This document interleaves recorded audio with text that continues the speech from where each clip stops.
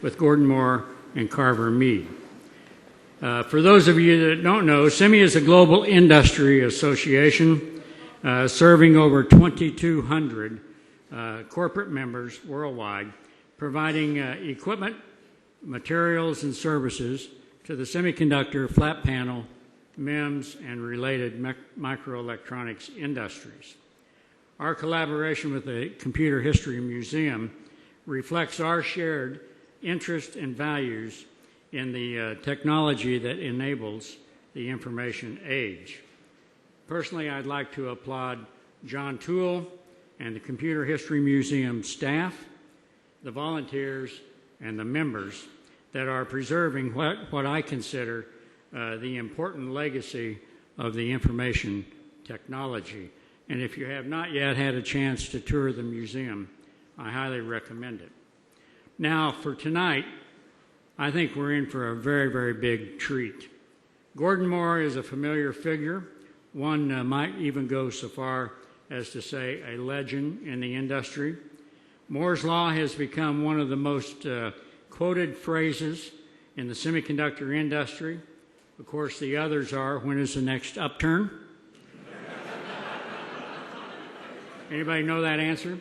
Well, of course, the other one is, what's the next killer app? And the bottom line is, all of these relate to innovation, creativity, and an understanding of the future, which I think these two gentlemen on the stage have shown us over the many, many years. I remember the first time I met Gordon. By the way, I met him again tonight, and I said, "Do you remember me?" And he said, "No." So in some respects, that's good. In other respects, that's bad. But I can remember the first time I met Gordon, I was a silicon engineer. You know, that's the wafer that goes into the fab that becomes a chip. And in fact, if you look at that inverted pyramid, that wafer is at the bottom, and it can really turn either way. But we never did make money. I now belong to another nonprofit organization called SEMI. Anyway, the first time I met Gordon, I was a silicon engineer for Monsanto in the early 70s. There was a new startup company in this place called Silicon Valley. I came from St. Louis, so we came all the way out here to Silicon Valley for me to call on this little old startup company, because Monsanto was a big, huge company, and the little company was Intel. And by the way, Gordon and Bob Noyce both came to that meeting, which he doesn't remember. We did close the deal. I don't know, I'll remind. But I can tell you one thing, Gordon has a few other laws that I learned in that first meeting and that day that we met with him. And those laws are a little bit less known, but I was a little bit more educated when I walked away from that meeting. Seriously, though, over the years, Moore's Law has become a de facto technology guidepost for all of us, especially our SEMI members and the semiconductor industry as a whole. The term Moore's Law was coined by Carver Mead, who I got to meet tonight for the first time. A delightful individual, Carver Mead. And I'm sure we will hear more about the story on Moore's Law and him coining that phrase. So it's very appropriate that Dr. Mead will join Gordon tonight on this stage. In his own right, Dr. Mead was a significant contributor to our semiconductor industry through his early works on VLSI design methodology. We're honored to support this event and very pleased that all of you could join us tonight. Now I'd like to introduce Dave House of the Computer History Museum Board of Trustees to introduce our special guest. Dave himself has a very illustrious industry career, which includes 22 years with Intel, as well as executive positions with such giants throughout the years in our industry: Raytheon Computer, Honeywell, Bay Networks, Nortel Networks, Allegro Networks, Broadcast Communication System. He also serves on the board of Azure Networks. Thank you very much, ladies and gentlemen. Dave, can you come up? Thank you very much.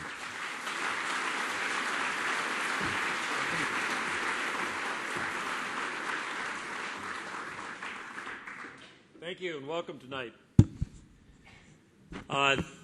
Throughout history of mankind and civilization, we've got some 50,000 years with no electronics and no electronic computers. And then suddenly during our lifetime, computers are everywhere. Basically in everything with a power cord or a battery seems to have a computer in it today. This change has been so important in the development of the human race and history. We think that it's important that that be preserved, and that's the charter of the Computer History Museum. Our vision is to explore the computing revolution and its impact on human experience. The museum started in 1979 at Digital Equipment Corporation and moved very soon to Museum Wharf in Boston and the Computer Museum, which was an educational museum as well as a historical collection in the genesis of the Computer Clubhouse. During the 1990s, during the Big Dig, the museum found itself isolated by the Big Dig from the city of Boston. Financial problems resulted in some changes, and the exhibit museum moved to the Museum of Science along with the Computer Clubhouse. And the historical collection was moved in the mid-90s to California, where we occupied some World War II warehouse buildings next to the original Hangar No. 1 at Moffett Field, and many of you may have visited us there at that museum. In 2003, we moved into this building, a building built by Silicon Graphics for their worldwide marketing and sales headquarters. They actually built a museum but didn't know it.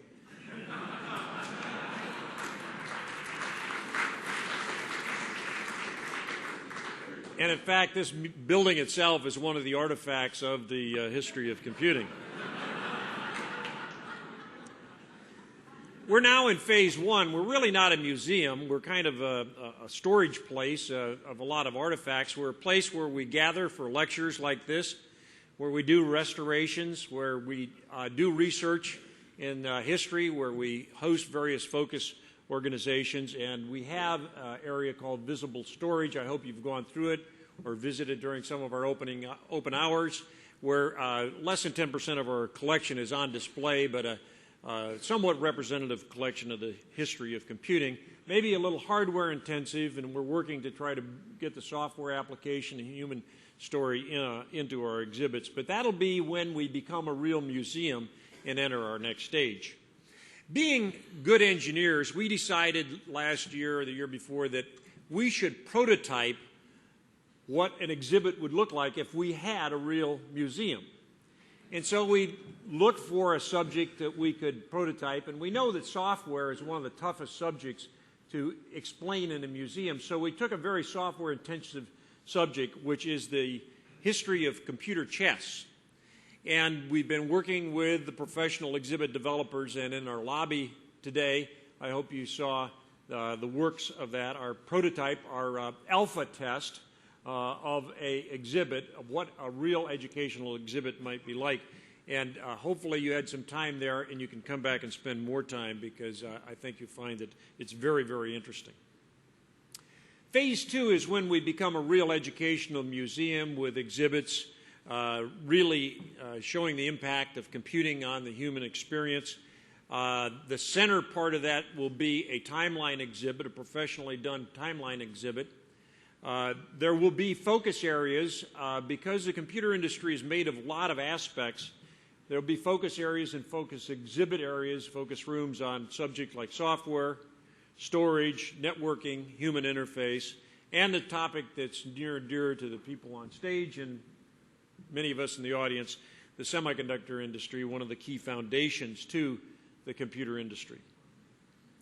So we're at the Computer History Museum, and we're talking about semiconductors, but I think it's important to recognize the role of two critical technologies in the advancement of computing in the world.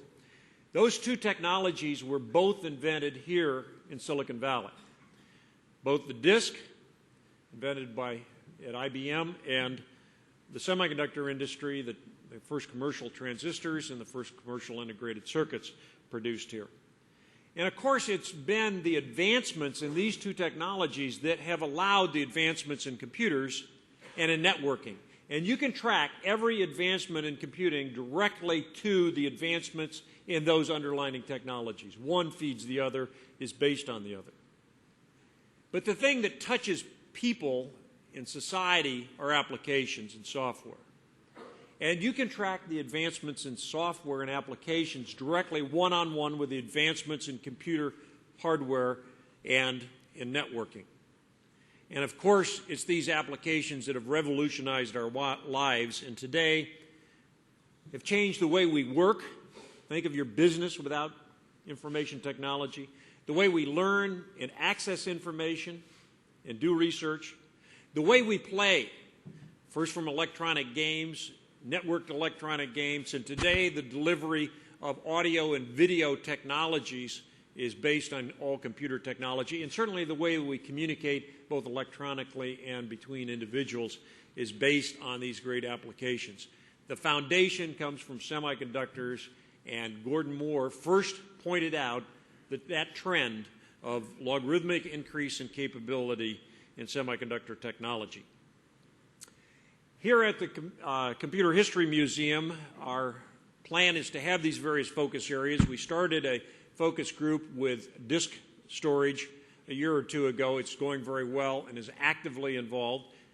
We're starting now in an informal group with John Toole and myself, and a group of others have been meeting on a weekly basis, brainstorming how we start a special interest group on semiconductors, one that will trace the advancements of the semiconductor industry, both from a process, a device, and an impact standpoint, to collaborate with other universities, because history is not a competitive business, and there's been a lot of good work done by SEMI and other organizations that we can tap into and collaborate with, and this group will assist in the creation of exhibits and speaker series like tonight, in collection plans and all other activities of the museum.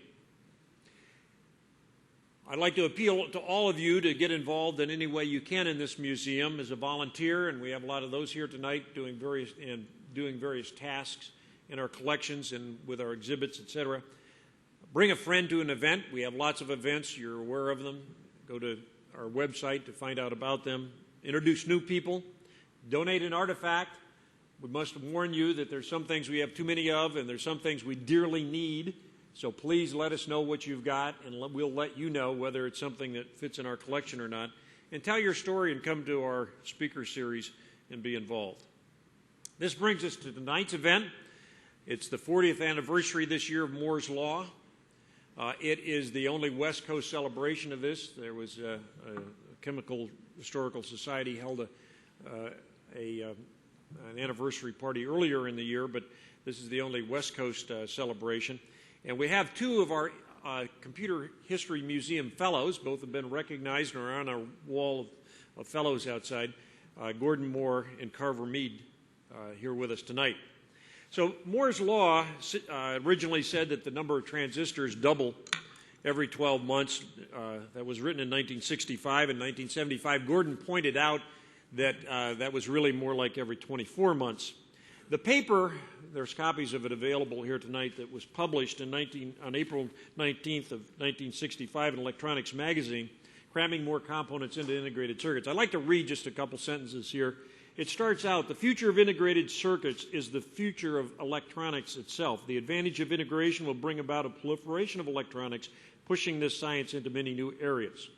Listen to this. Integrated circuits will lead to such wonders as home computers. Now, this is 1965. As home computers, or at least terminals connected to a central computer. What Gordon didn't realize is that they were going to be connected to each other, because they were all going to be central computers.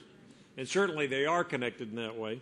Automatic controls for automobiles. Now, this is 1965, the year that the original Mustang was produced. Personal portable communication equipment. Personal portable communication equipment.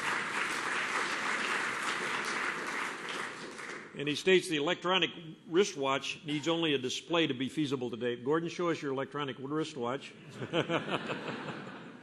But the biggest potential lies, listen to this, in the production of large systems.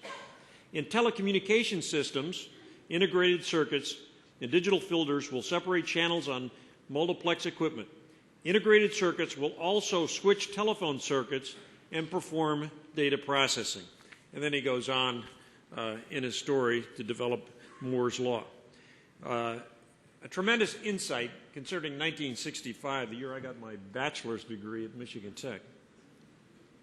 So Gordon is a legend in the semiconductor industry, and his history correlates directly with the creation of the semiconductor industry in its commercial form and the history of the companies that have made the semiconductor industry.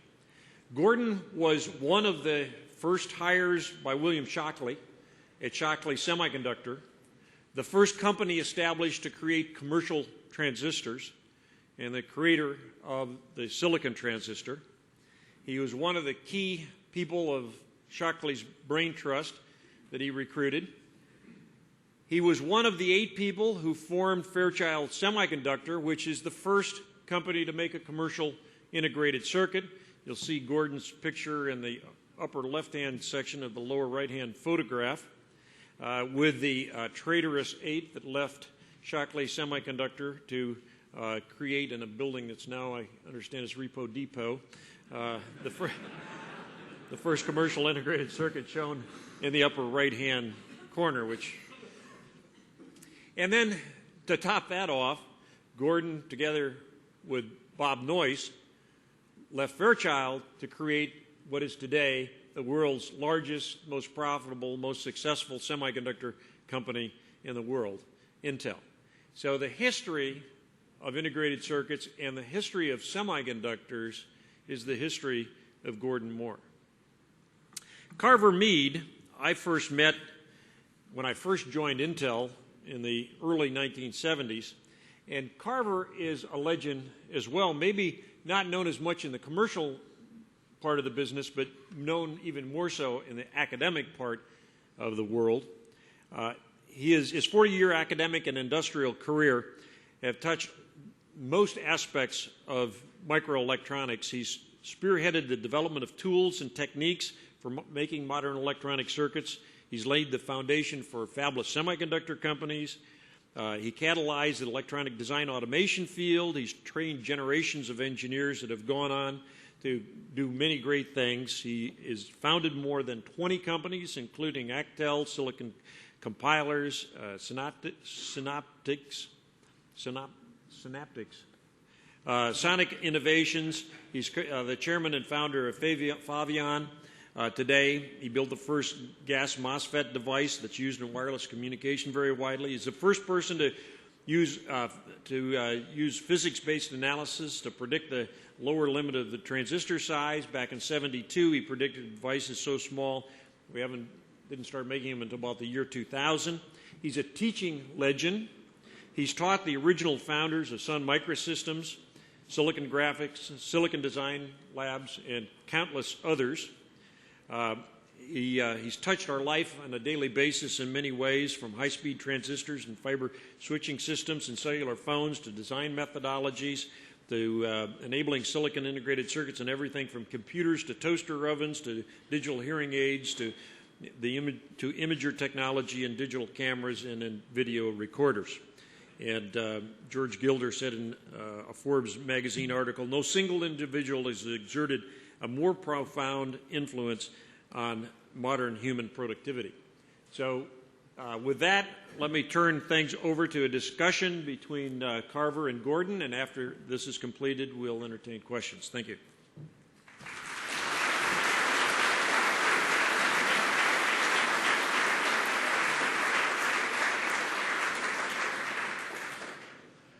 Well, Gordon, it comes as somewhat of a surprise to many people who are interested in computation that the man who's probably done more to influence the face of modern computation than anyone else is a chemist.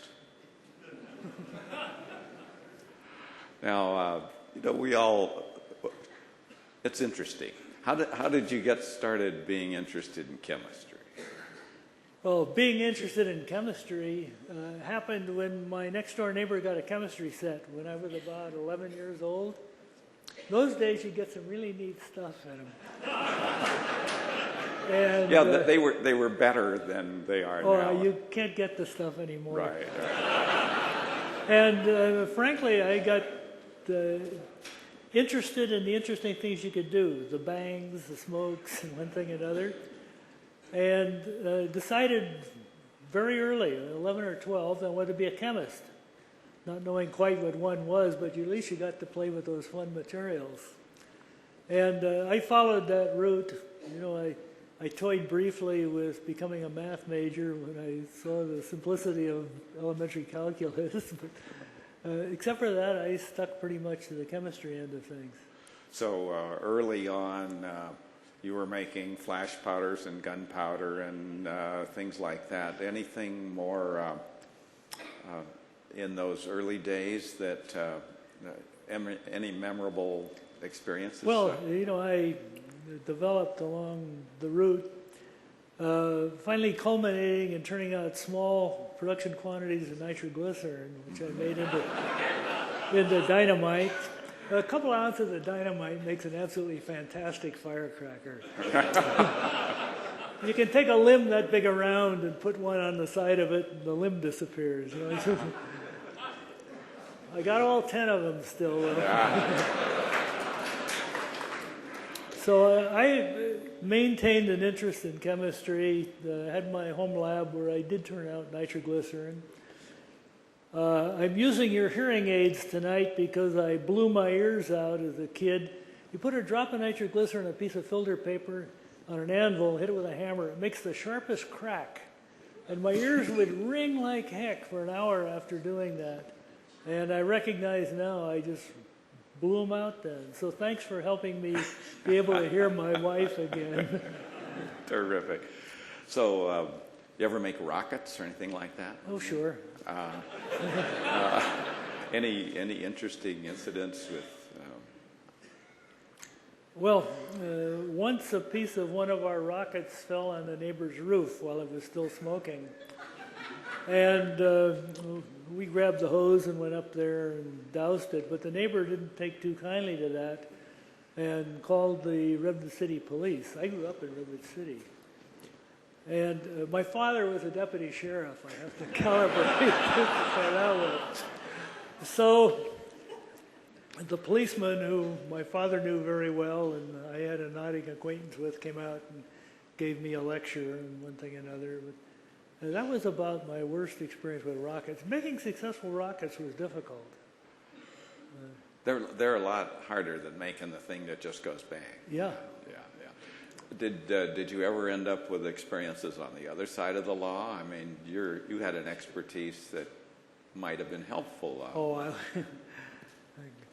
Carver must have been reading up on some background.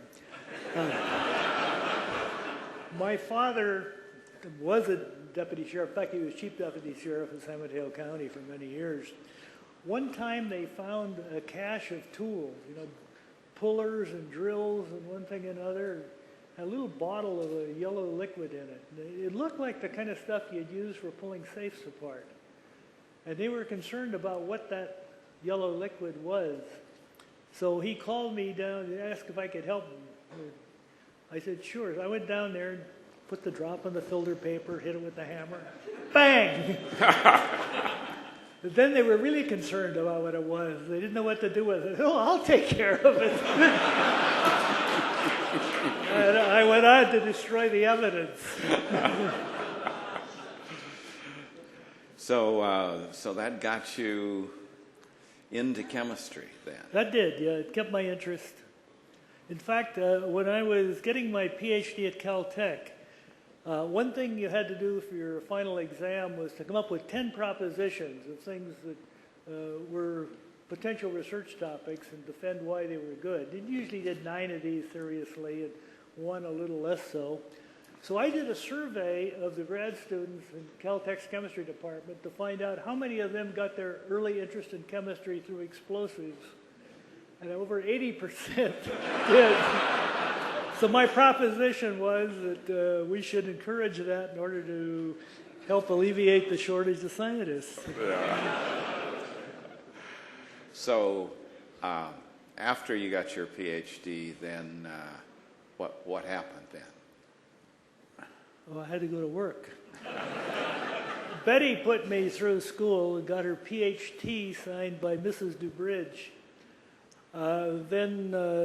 A lot of people don't know that stands for putting hubby through. That was. Interestingly enough, at that time, it was hard to find a decent technical job on the West Coast, so I had to go east for my first job. I went to the Applied Physics Laboratory at Johns Hopkins for a couple of years. Always anxious to get back to California if I could find a suitable job. And Shockley was setting up out here, and I got a call one evening. He had gotten my name and thought he needed a chemist with his new operation. And fortunately, I recognized who it was. I'd seen him give a lecture back there a month or two before. But I'd interviewed out here at Lawrence Livermore, and they made me an offer, but I really wasn't interested in doing what they had in mind. And he got my name from them, and that's how I got into the semiconductor business. I knew very little about it. So what was your first assignment when you got to Shockley Labs? I'm not sure I specifically had an assignment. Shockley encouraged me to stop a couple of places on the way out. I went to Bell Labs for a couple of days. I stopped at the University of Illinois and visited, I think, Phil Handler. He wanted me to learn about surfaces, because surfaces were known to be a problem with semiconductors. And I learned all I could swallow in a few days. Came out here and got involved building equipment. The diffusion area was one that fell rather naturally into the kind of things I was used to doing.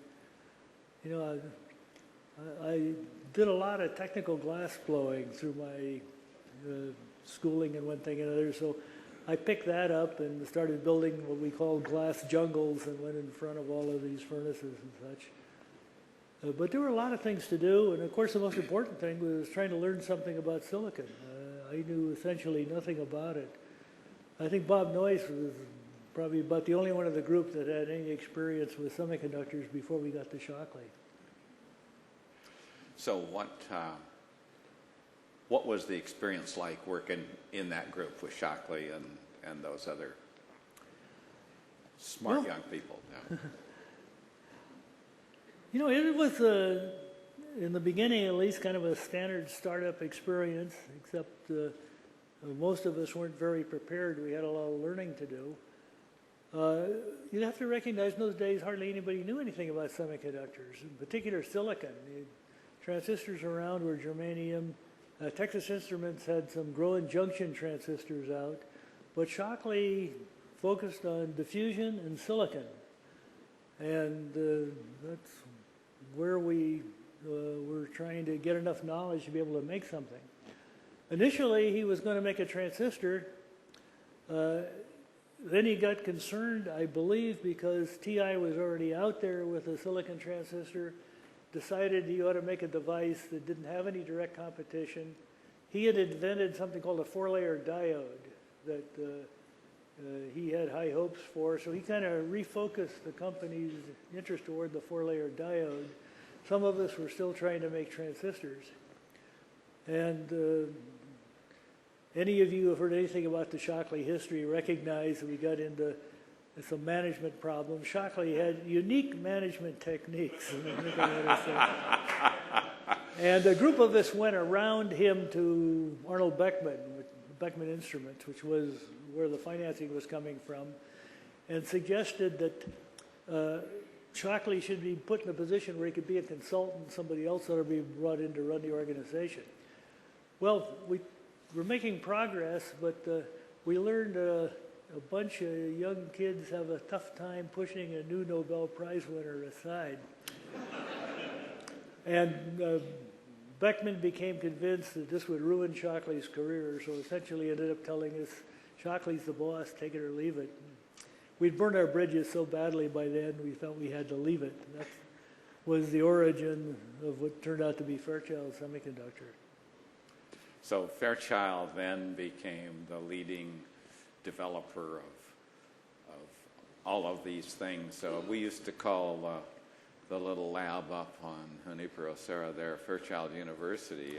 There were a lot of graduates from there, Gordon, that sort of populated Silicon Valley. It was a very fertile technology, and sort of every new idea that came along spawned a few companies. I heard somebody the other night say you could trace something like 400 companies' origin to Fairchild. Wouldn't be at all surprised. That's a lot. Yeah. So you and I met around 1960. It was earlier than that. 59, probably. Yeah, well, I heard you give a paper at a conference. It was your hot electrons through oxide kind of a device. And Carver was a professor at Caltech. I was going down there, and I walked into his office, and I think I asked him if he could use any transistors. Was that? I was teaching a undergraduate course in transistor electronics at the time. I had a lab with it. So, and of course, trying to teach people how to use these things without any. The transistors you could get at the stockroom were just horrible things. So that was a no-brainer. Yeah, I had a couple of big envelopes of what we called cosmetic rejects. They didn't look good, but they still worked. And I guess I populated your laboratory for a few years with those. We had a lot of very good projects come out of the lab because of those transistors. That was great. So then we started working together in various ways. I remember coming up essentially every week and visiting you at Fairchild. Lots of good discussions. There was one particular discussion I remember vividly about when you asked me how small a transistor could get. You remember that? I remember it rather vaguely, but I know you went away and figured it out. I spent the next 20 years of my life following that thread. So, that was an interesting time because not everyone thought you could keep miniaturizing transistors. It still amazes me how far we've been able to go. To have a technology that hasn't really run across the problem that fundamentally stopped it, something that's changed as fast as this has, is really amazing. Several times along the way, I think I've felt there were barriers and weren't out there very far. The closer we got to them, the further away the barriers went, or they just dissolved away. We make devices now that are really small. It's nanotechnology by coming from the top down rather than the bottom up. I'd like to get back to the chemistry of all this. Because Moore's law, in a way, is more about the production of devices than it is about the computers the devices go into. And you want to talk just a little about the production of devices and how that really works? I'm not sure everyone here is very familiar with that. Well, let me take it slightly differently. There's a paper that Dave read from was a result of, I was being asked to write an article for their 35th anniversary edition. And I was concerned that people thought integrated circuits were very expensive. They were up until that time. The military was the only one that could afford them. There were all kinds of arguments about why this was an expensive technology, but I could see in the laboratory things were really starting to change. And I wanted to get the idea across that this was going to be the way to make inexpensive electronics, not just tiny, low-power stuff that the military was interested in. So that was kind of the motivation behind the article. And what I could see is that our ability to pack stuff on a chip was going to continue to grow, partially because we were making things smaller, partially because we were decreasing our defect density. And you could really see that there's a complexity, the number of transistors, number of components on a chip that minimized the cost was going to keep going to more and more complex circuits. So I just looked at the data we had for the first few years, starting with one transistor of the kind in 59 and 61, the first integrated circuits and so forth. And saw we've been about doubling every year. The next one coming had about 60 components on it. So I just took that doubling every year and extrapolated from 60 to 60,000 components for the next 10 years and said, that's what's going to happen. It's going to make cheap electronics. I never had any idea it was going to be at all precise. We just trying to get the message across that by putting a lot more stuff in a chip, we were going to make much cheaper electronics. So during those early years, what was a mix of talents that were in your organization that were enabling that to happen? Well, not too different from the mix we have now. There were the people working on the processes, which in those days tend to be chemists and physicists rather than engineers. It's just the way it started in the beginning. But we had a significant group that was, doing circuit design, looking at decomposing systems and the logical kinds of blocks and the like. So we had a pretty good-sized electronics group also that hopefully worked pretty closely with the process people, but not always. There was a time I remember you were plotting lots of things besides number of transistors. You plotted die size, you plotted wafer size, you plotted design time. There were a number of things you kept track of during that period. You want to talk about those trends? Yeah, some of them were just breaking down the increases in complexity to see why it was happening. And I think I decided there were three major contributors in those days. One, we were making things smaller, the features smaller, so you could pack more stuff in a given area. The second one, because we were lowering the defect density, you could make a bigger chip and get a reasonable yield. And the third one was we were squeezing waste space out by being clever at the way things were designed and packed. And those are all making major contributions. And as Dave said, in 1975, I changed my doubling every year to doubling every 2 years. The reason was we had squeezed all the waste space out. The most complicated devices then were CCD memories. And this was really active area right up against one another. There was no waste space left. So I said, we're going to lose that factor. We only have the other two going forward. It turned out CCD memories weren't successful. Well, they turned into imagers. Yeah, for the same reason that they work fine in video cameras, they don't work very well any place where they might get, say, a particle on them. Ed Gelbach, sitting over here on the right, or my right, your left, remembers that well. We had memories that were making soft errors. They'd make an error that wouldn't reproduce. And our customers were very concerned about that. Fortunately, we had CCD devices to study the phenomenon. It turned out it was the residual radioactivity in the packaging material. But that just killed CCD devices as memories. But it did give us a good experimental gadget with which to solve the real problem.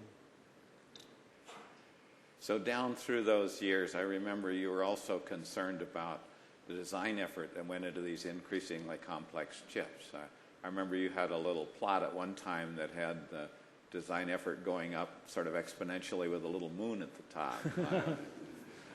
So talk a little to what happened there. Well, that was a concern. A variety of things happened. One of the most important things for the industry overall was actually a book that Carver and Conway, Len Conway, yeah. I couldn't think of her first name, wrote on systematic design of CMOS circuits. Now, it trained a whole generation, at least a generation of engineers who came out of school finally knowing how to design integrated circuits. But it turns out we never used it. we had our own way of doing these things, and it was hard to convert over. The way we did it at Intel resulted in somewhat smaller chips for the same amount of functionality, but with significantly larger effort.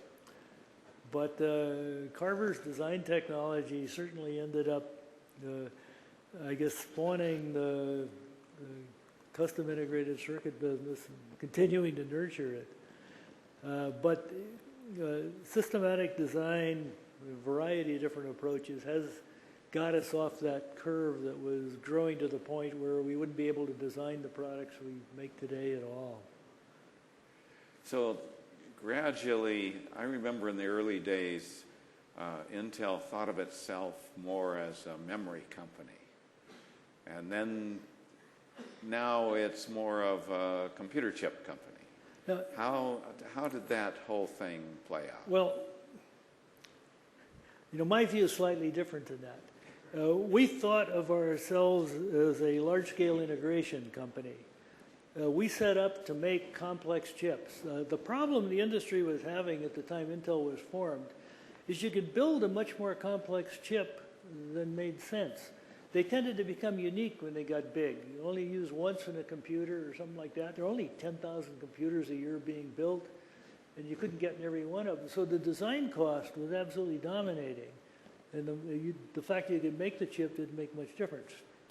And the net result was the successful semiconductor companies were the ones with large assembly plants in Southeast Asia. You got to the point where the piece of silicon cost less than the packaging materials. When we set up Intel, we wanted to go the other way. We wanted to find something where you could get the cost back in the silicon, if you wish, where a new company could compete. So we looked for complex circuits you can make in large volume. And semiconductor memory was the outstanding one we could see, because all digital systems needed memory of some sort. It looked like there were good opportunities there. So that's where we got started. But then we started looking for other examples of complex circuits you could build in large volume. And it was just at the time when the electronic calculator was coming along. Unfortunately, or maybe fortunately in retrospect, all of the established calculator companies had made a deal with the established semiconductor companies. So we were a little bit late to the party, and we probably wouldn't have been chosen anyhow. But we got introduced to a startup in Japan, which is almost an oxymoron, that wanted to build a family of scientific and business calculators. And they had done all electronic design. They had 13 very complex circuits laid out. They're looking for somebody to build them. So we sat down and looked at them, and while we really wanted to make these complex circuits as a second example of something that we could build in large volume, we had a little engineering group that was struggling to make the few memory chips we were doing, and we could no more take on making 13 custom logic circuits and fly. And fortunately, one of our engineers, Ted Hoff, who we hired from Stanford, had this. We wanted somebody with significant computer experience while we brought him into the company. And he looked at those and he said, gee, I think we could do all of these calculators with a general purpose computer architecture, and I don't think it would be much more complex than the memory chips we're making now. And we thought, gee, that's fine. We only have one chip to do a couple of memories rather than 13 chips. We might be able to tackle that one.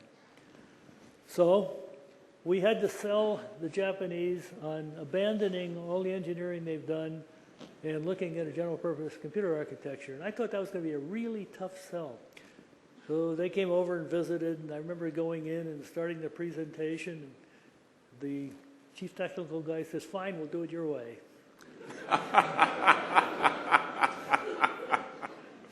So we got the order. Then we still had to put together an engineering team to actually do it.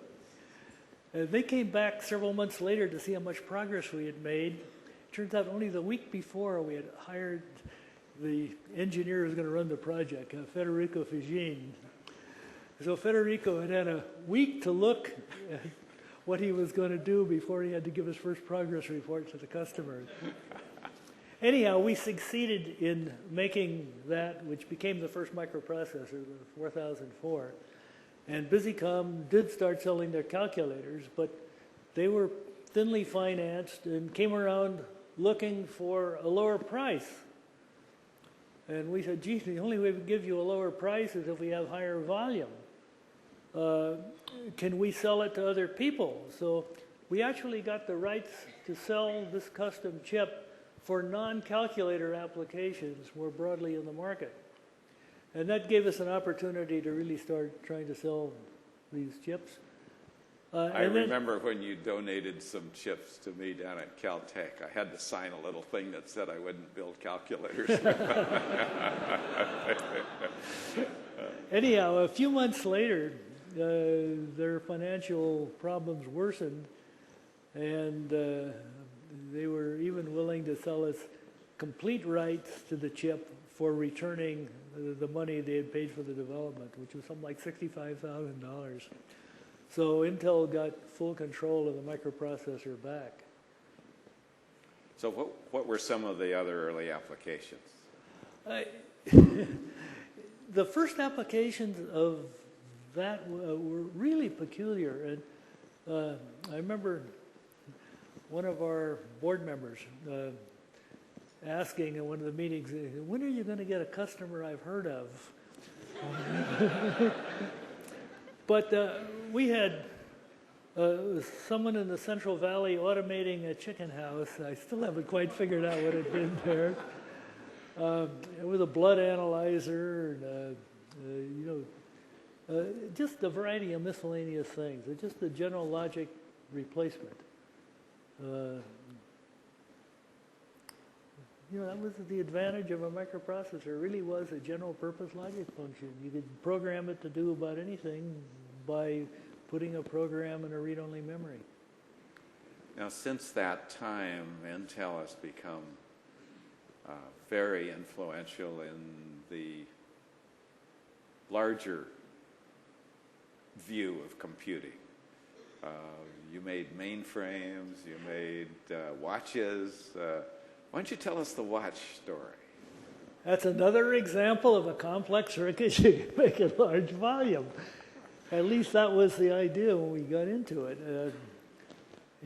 I guess my view of that was that you were going to put a lot more functionality in a watch. Not knowing quite what I expected, it was kind of like a PDA that I envisioned. And we pushed that, and we found out we were in a different kind of a business.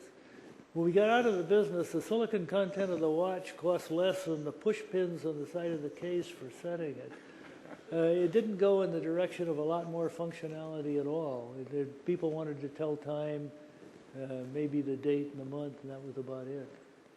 So we can thank TI for getting us out of there fairly cheaply. We were selling $150 watches or trying to make this some kind of a prestige item. It told time more precisely than anything else. And TI 1 year got into business, said 1995, and the next year they said $9.95. They made it the cheapest way to tell time rather than the best way to tell time. So we got out of there. So for years I wore what I called my $15 million watch to remind me to be careful about consumer products in the future.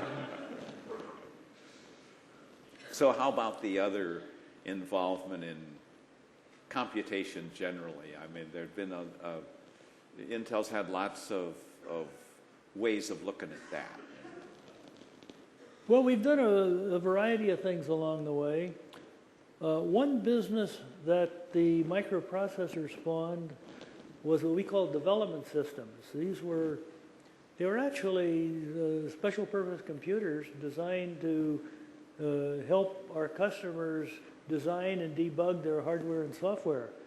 And for several years, essentially through most of the 70s, we did a significantly larger business in development systems than we did in microprocessors. But we were always assured by our sales department that every one of those development systems out there was a silent salesman that was going to result in at least $50,000 worth of components someday. That was a good business. You know, essentially, we were building an engineering workstation and didn't recognize it. We talked about pushing it harder in that direction, but we never got the energy together to do it. So then, of course, the PC happened, right? That's right, yeah. So talk us through that one. Well, this happened at a time when we were competing principally with Motorola to get a 16-bit processor established in the market. And we had a major program called Crush internally. I'm not sure we could say that these days. That was designed to get as many design wins as we could for our 16-bit processor. I think we had a goal of 2,079 probably. And we actually succeeded in getting them closer to 3,000 design wins. It was very good. Our sales effort was great. Buried among those was a design at IBM where we didn't quite know what the application was. But design wins at IBM were always important. It was a big enough company that you know, their secondary products were pretty important. And it turned out to be the PC. So they actually used the 8-bit bus version of our 16-bit processor, which was cheaper to make than the 16-bit one. And you know, since then we've been writing the PC as it has developed. It's been a marvelous business. That's there were some important decisions made along the way. I remember you talking about backward compatibility one time. Well, you know, we had a lot to learn, and I think we all did. I remember Dave House and I talking with Estridge once. Estridge ran the IBM thing. We were talking about software. And Dave, being a computer guy, said, oh, you recompile. Estridge put us pretty darn straight on that you take it off the shelf, undo the shrink wrap, and it goes in the computer and works. No such thing as recompiling. So we learned a few lessons along the way. So I remember one time you telling me that because of the increase in complexity, then the part that had to be backward compatible was always a small part of the new design. That's absolutely true, yeah. It was very important that this software continue to work, so you had to make sure that you carried all the warts and one thing and another from one generation to the next. You didn't have the opportunity of throwing away what you'd done so far and starting all over. We tried that once on a parallel project. So, fairly early, 80 days, you know, we would have put it in the early 70s. We put together a team and told them, unfettered by compatibility or anything, go out and do it right. We have one more chance. You got involved in the beginning of that. That was Justin Ratner and those people. Yeah, Bill Latin, the group. The product or the project was the 432. It was sort of a 32-bit processor. It had every concept known to modern computer science buried in it. But it was the wrong approach. It turned out to be kind of a mini computer put on a piece of silicon. It didn't take advantage of all the things that uniquely had made the PC successful. It resulted in you know, being the subject of several computer science classes around the country, but as a product, it was a real failure. Some of the things that came out of it got incorporated in devices later down the road, but that one missed the boat completely. So, along the way, this has been a fantastic evolution process. And you and I have talked down through the years about the process. And you've said some some things that I've quoted many times as Gordon Moore's other laws. So not everyone here knows Gordon Moore's other laws. Including me. I remember one time we were talking about how far you could see ahead. And you remember what you said about that? Well, what I usually say is 2 or 3 generations is about as far as I've ever been able to see. And it keeps receding as you get closer. Right. There always seems to be a barrier out there about 3 generations away. But it always seems to be that far away. Yeah. Yeah. You also talked once about our ability to predict in terms of how long it's going to take to do things and how far we're going to evolve over any given period of time. You remember that one? No, I don't. Well, I will quote you, and then you can have rebuttal time. Okay. This was a discussion with Gordon, and he said, engineers we're always way too optimistic in the short run, but in the long run, it will evolve much further than we can see now. You remember saying that? Okay, I've said something like that. Yeah. I don't even think it's original. I've quoted that many times to many people. I thought that was one of the most wonderful. It's given all of us a belief in the future, and a country that hasn't always had such a deep belief in its future. And I think that, for me, one of the wonderful things about Moore's Law is it's a tangible thing about belief in the future. So you've given all of us a great deal of belief in the future, and that's a tangible thing, not just sort of rosy glow over burning embers. So what do you think from here? Yeah, you said something about how many transistors is for every ant on the planet, Gordon? No, I've used several of those analogies, but E.O. Wilson, Harvard, I guess he's an entomologist, conservation ant expert, estimates that there are between 10 to the 16th and 10 to the 17th ants on Earth. And we're beyond 10 to the 18th transistors per year produced now. So that's 100 transistors for every ant.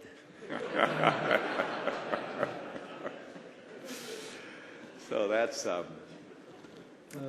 that's some sort of calibration. Yeah, well, and the one that I've used recently, I estimate that there's something like 10 to the 18th printed characters a year. That's all the newspapers, books, magazines, and Xerox copies, the papers you throw away from your computer printer and everything. So we actually make more transistors than printed characters, as near as I can estimate these days. We sell them for about the same price. In fact, transistors are cheaper than printed characters in the Sunday New York Times. So printing on silicon, a functional transistor is cheaper than printing on paper a readable character. Yeah. Yeah. So that's something about economics. Yeah, that's. I was trying to get the idea across in the 1965 paper that this was going to be the cheap way to make electronics. Yeah, and it certainly has come to pass. Yeah. There probably are questions from the audience that have come up out of this discussion. Yeah, let's entertain some questions now. We've got a microphone. You need a microphone. I see someone right here. Microphone over there. Hi, I have 2 curve-fitting questions. The first one is, looking back at Moore's Law, what is, in history, what has it really turned out to be in terms of doubling every so many months? And the second one is there an equivalent for the cost of a fab over time? Has that doubled every so many months? Yeah, on the first one, the first 10 years where I predicted 10 doublings, We only got 9, but it was pretty close. Beyond that, where I predicted every 2 years, it's been closer to every 21 months. It's been a little bit faster than every 2 years. And recently, if anything, it's accelerated. You know, it's like the expansion of the universe. All of a sudden, when you don't expect it, it's expanding faster instead of slower. But part of the reason is the participants in the industry now recognize unless they stay at least on that curve, they fall behind. The economics of the business are peculiar in that the next generation of technology always makes things cheaper than the current generation.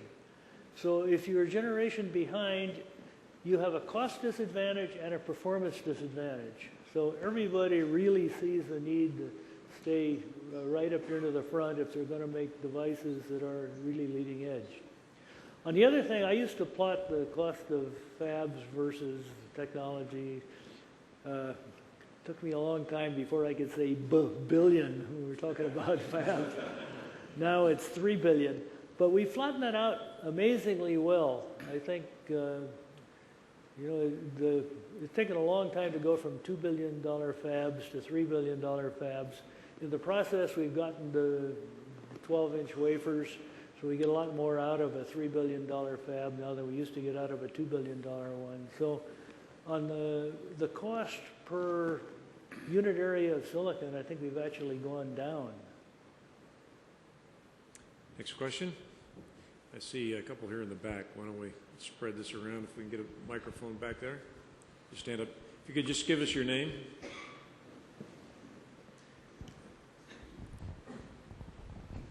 I'm Les Besser, local. Fewer and fewer American students getting into engineering. How do you think the U.S. will do in the scientific world in the future? I'm sorry, I didn't. Did you repeat it? So, yeah, there are fewer and fewer U.S. citizens getting into engineering. What do you think the future holds there?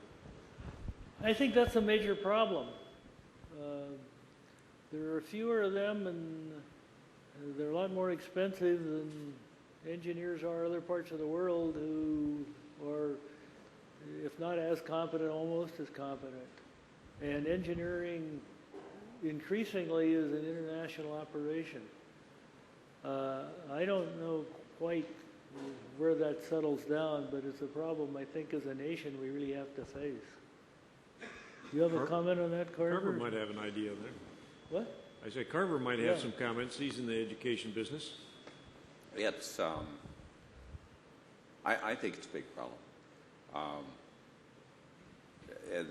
It's mixed up with our immigration policy. I mean, we used to get the brightest people from overseas coming here, getting advanced degrees in the U.S. and staying here. Now we force them to go back when they get their advanced degree. The smartest thing we could do as a country is to make sure that with every advanced degree we have a green card issued. That would be extremely important.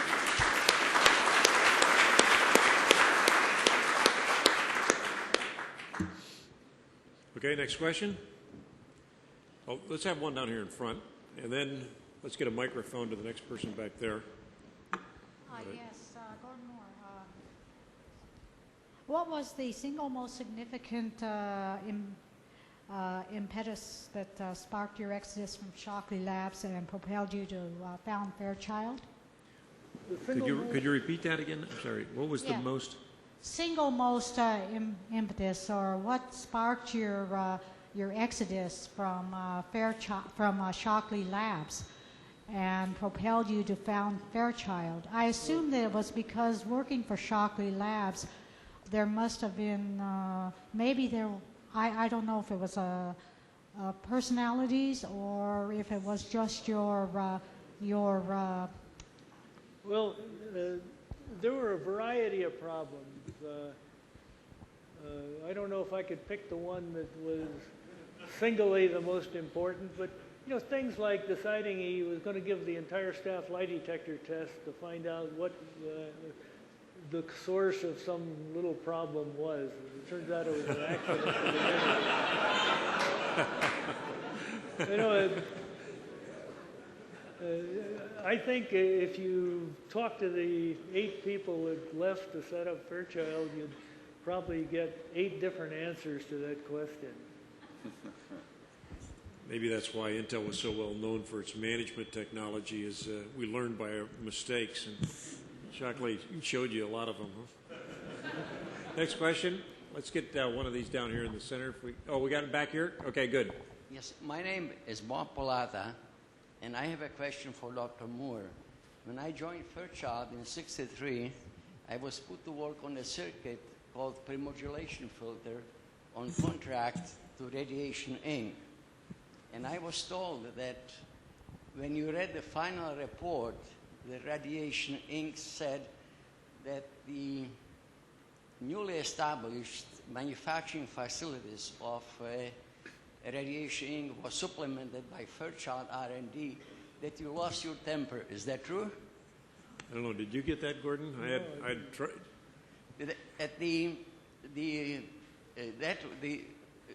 That was on contract to Air Force through... There was a contract at the Air Force at Fairchild. For Radiation Incorporated. For Radiation Incorporated? In Florida, yes. Yeah, in Florida. And when the Radiation Incorporated submitted the report to the Air Force, it was quoted that newly established semiconductor facilities by Radiation Inc. were supported by Fairchild R&D, and that Dr. Moore lost his temper on that, reading that. A rumor that Dr. Moore lost his temper, I heard that part. And that didn't happen very often, I can tell you. Andy was the expert in that.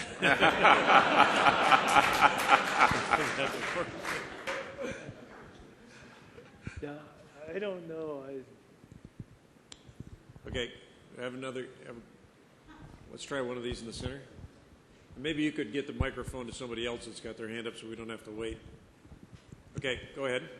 Gary Farrell. Dr. Moore, it's been suggested by some futurists that your observation, Moore's Law, applies to a larger landscape, the green technologies, genetics, robotics, integrated circuits, and nanotechnology. What do you think about that?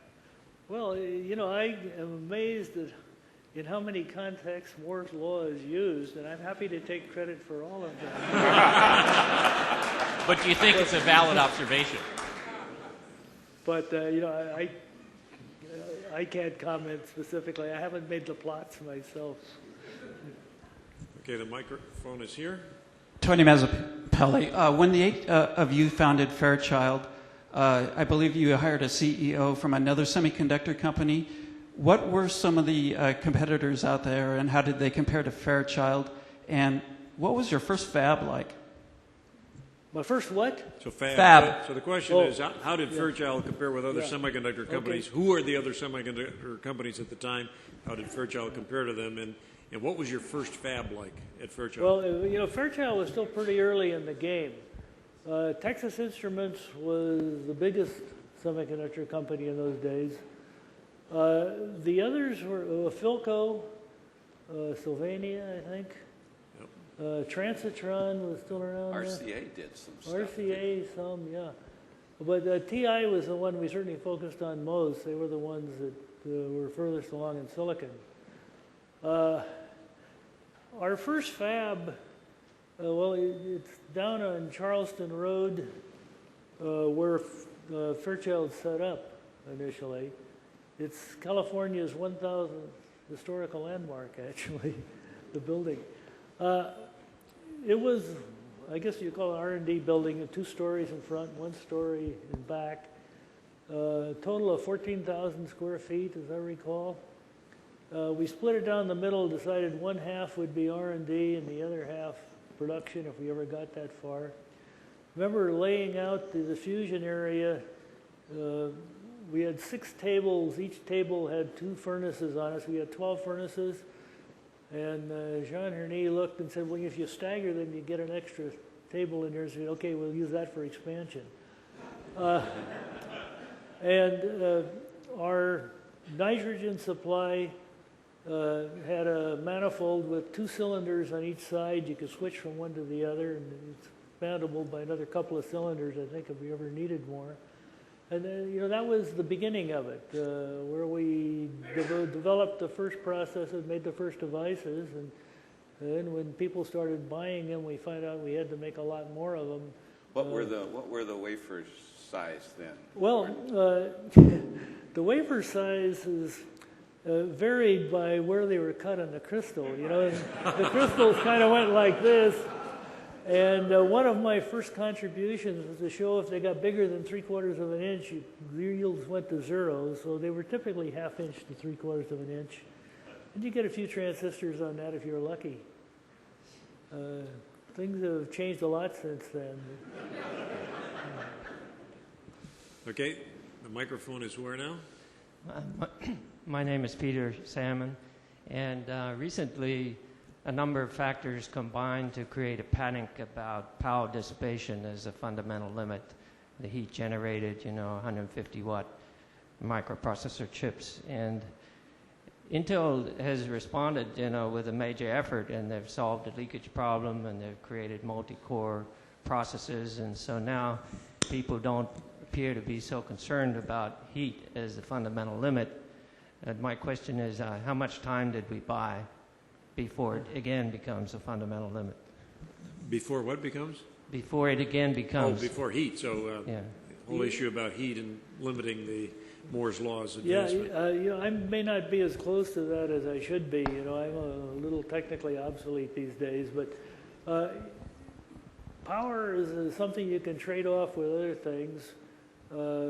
Intel finally got around to focusing on it in the last couple of years. Now we make low power, much lower power processors with still getting the performance advantages.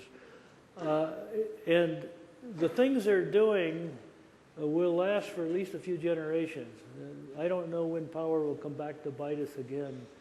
I think it's an engineering trade-off you have to make. One of our guys was plotting the power density coming out of these processors. He went by the power density of a nuclear reactor, and in a few years we got to the power density of the surface of the sun if we didn't take a different tack. So he succeeded in convincing the people internally that power was something they really had to focus on. Okay, next question. Hi, Chris Hipp here. I'm just curious about the early days at Intel. How many times, or did you have any experiences at Intel where you thought it was the end of the road, that the company wasn't going to make it, or finances were running out, or whatever? That's a question you'd get a completely different answer to if you asked me or if you asked Andy Grove. My view is it was a very smooth startup. The goal we set for ourselves, we figured we had to get to $25 million in revenue in 5 years, so the established companies couldn't get us out of business. We actually got to $63 million, so we blew by that. We raised money ahead of when we needed it, so we never really got things too tight. I thought it was smooth as could be. Andy says it was the toughest time of his life. He thought we were going to go under about every week. I think it's our different attitude. Only the paranoid survive. My name is Drew Lanza. I have a question for Dr. Mead. You've alluded to the almost religious reverence that we hold Moore's Law in, and we've also keep joking around about the fact that it's probably the most misquoted law in history. Why do we keep misquoting it?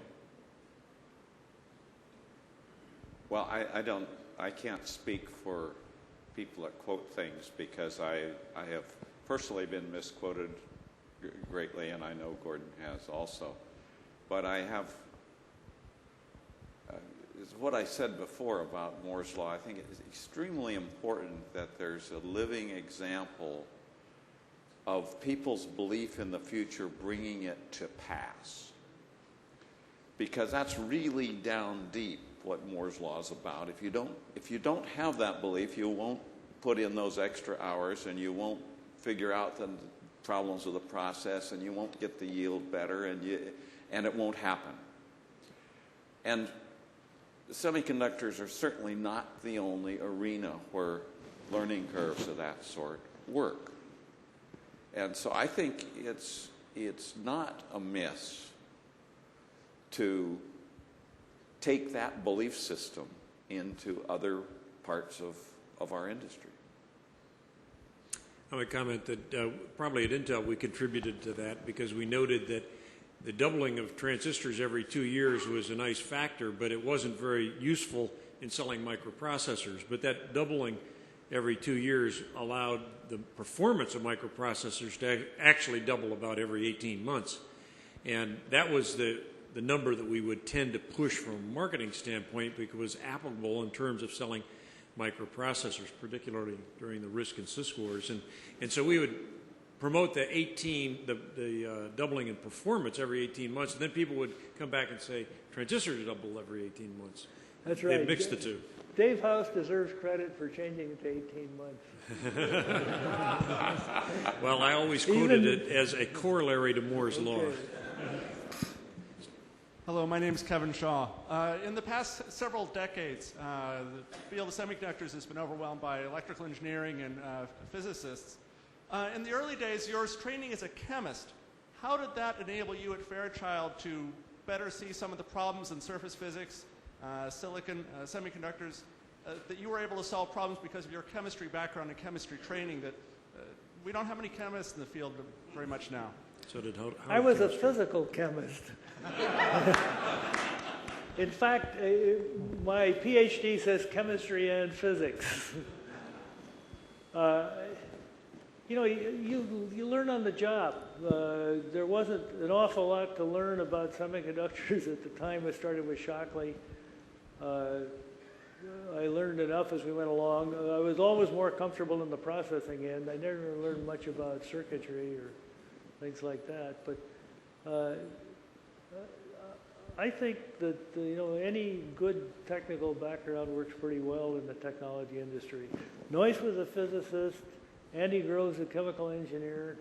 Craig Barrett's a material scientist. All different, but not reasonably related fields.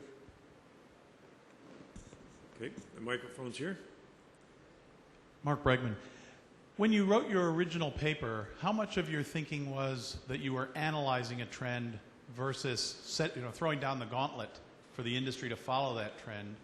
And now, 40 years later, how much do you think the industry would have followed that trend on its own versus you set a goal which the industry marched towards? Yeah.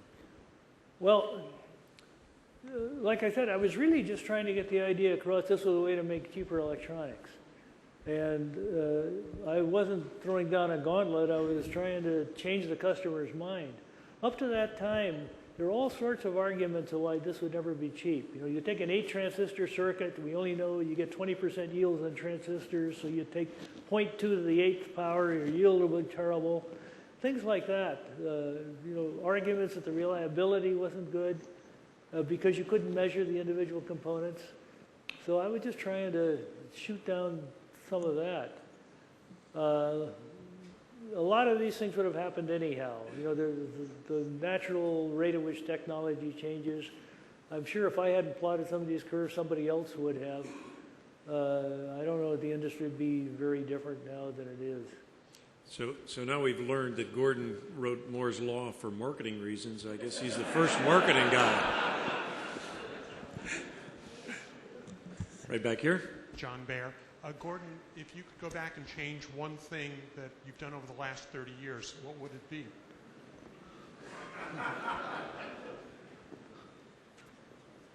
Whew. I don't know, John. I don't have a good answer for that. Caught a bigger fish. Okay, next question. Yeah, Mike Santorini with EDN. I'm not going to ask you an engineering question, but I was wondering at Fairchild and Intel, did you ever continue to kind of sneak out and go blow stuff up? Speak down, what? With Fairchild and Intel and all, did you ever like just go out and blow stuff up like you did when you were a kid? The chemistry sets don't have the good stuff anymore.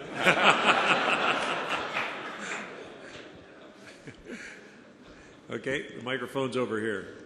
Yes, the name is David Engst, and the question is, could you very briefly tell us about the wafer flat, putting the flat on the bottom of the wafer, and did you get any pushback or resistance from the wafer manufacturers such as Monsanto, Wacker, Mitsui, etc.?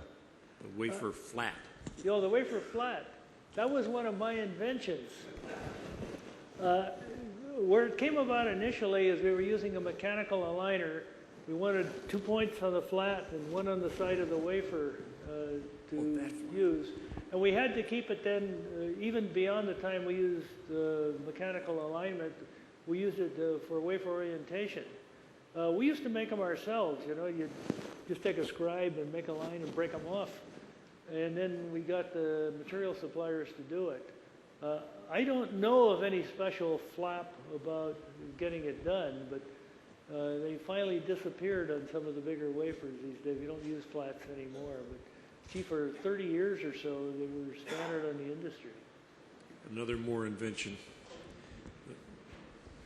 Phil Kurjan, how, looking to the future, how many years out do you see Moore's law continuing? What do you see as the next major challenge we have to overcome, and what are our prospects for overcoming it? Well, this is a question I always answer by saying I can never see more than about 3 generations, and we can still see 3 or 4 generations of the technology. So the generation now is a couple of years. It used to be 3. So I can see 6 or 8 years further into the future. They're probably pushed beyond that. I don't know, but the fact that materials are made of atoms is a fundamental limitation. And it's not that far away. You can take an electron micrograph through some of these pictures, so some of these devices, you can see the individual atoms and the layers. The gate insulator in the most advanced transistors is only about 3 molecular layers thick. We'll change materials, we'll fatten it up to 10 again, I suppose. That cuts the leakage currents down. But we're pushing up against some fairly fundamental limits. So one of these days, we're going to have to stop making things smaller. We have a microphone here. Rosa Lederman. My question was originally about different substrates for integrated circuits. But since we're talking about atoms, what about different orderings for substrates, such as crystalline structures for printing circuits? Has there been any development in that, or do you see that moving anywhere? Oh, did you hear that? So maybe hold it closer to your... Oh, sorry. What about different ordering of substrates, such as crystalline substrates for printing integrated circuits, or somehow imprinting integrated circuits? Do you see a future in that? Different substrates in silicon? Yes. Silica cannot be, I guess, crystalline, once. Well, I'm not quite sure I understand your question, but silicon is just a marvelous material once we learn to work with it. I don't know anything else where you can get the huge single crystals and work with them as effectively as we do. So there's not much pressure to change substrates. There's not much motivation for it, really. So...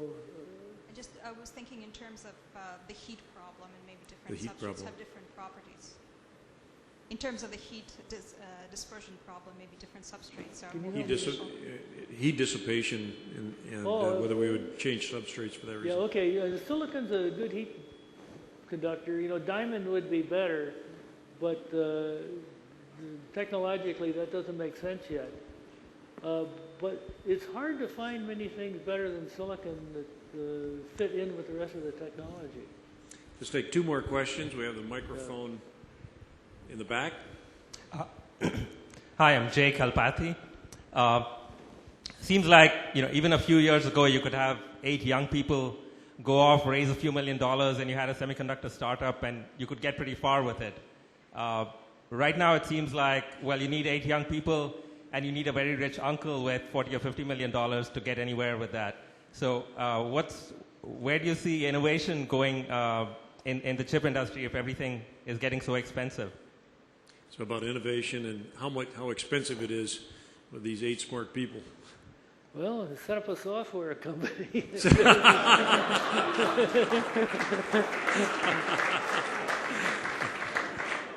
No, there's no question. The silicon technology has gotten very expensive, very complex. It's hard to do on a small scale. Except for some of the specialized applications, it's not a good area for startups anymore. I guess Carver's done some work to make the silicon business a software business with tools. Well, it's one of those things that that always happens when you have certain aspects of a business that are capital intensive, then they get shared. So that's what the silicon foundries have done for startup companies. And there are quite reasonably funded fabless semiconductor companies, which are still happening. And yeah, they're mostly software companies. Okay, the microphone is where now? Right here. I'm Paul Sakamoto, and back in the 70s and 80s when I worked at Intel, we thought that actually Moore's law was the ISO defect curve. So I always wondered, how did you come up with the ISO defect curve, and just some funny stories about it if you can remember. Okay. That was the law, wasn't it? Yeah, I have to do a little definition here. In order to characterize the process, we needed some measure that was independent of the size of the die. So I developed a curve where presumably you could normalize the die size out. The same defect density was the ISO defect idea of it.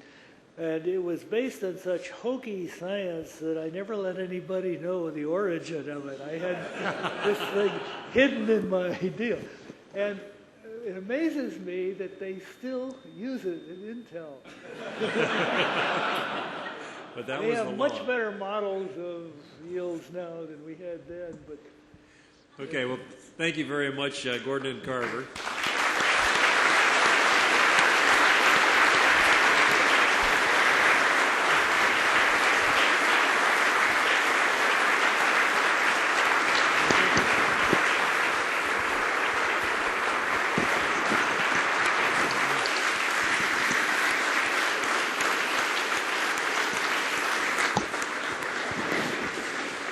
Well, that's the longest applause I think I've ever heard, Gordon and Carver, so that's great. Now, before we leave, we have one last thing. It is the 40th birthday of Moore's Law, so it's a birthday party. We got a birthday cake, and we'd like you two to come down and help us cut it. We're going to have some cake outside. We can all sing happy birthday to Moore's Law. Thank you.